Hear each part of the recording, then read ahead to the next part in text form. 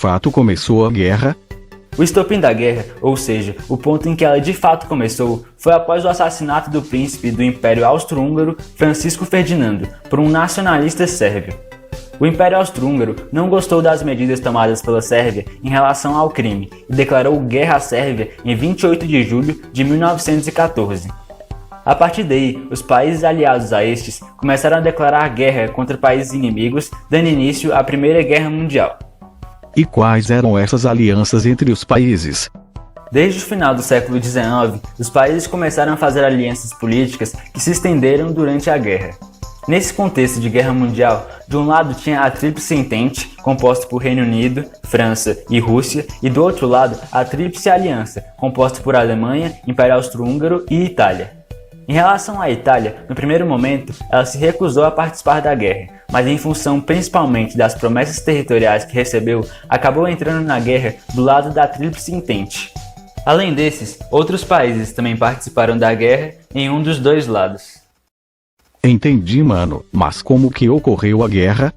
A guerra pode basicamente ser dividida em duas fases. A primeira fase ficou conhecida como Guerra de Movimento e a segunda como Guerra de Trincheiras. Na primeira fase, os países movimentaram suas tropas para áreas específicas na busca de atacar ou defender os territórios. Na segunda fase, os conflitos aconteciam nas trincheiras, que eram um corredor que eles faziam na terra para proteger os combatentes e separar os exércitos que estavam se enfrentando. E qual foi o desfecho da guerra? O ano de 1917 foi um ano importante para a guerra. Foi nesse ano que a Rússia se retirou da guerra devido a uma crise econômica no país e por seu exército estar enfraquecido.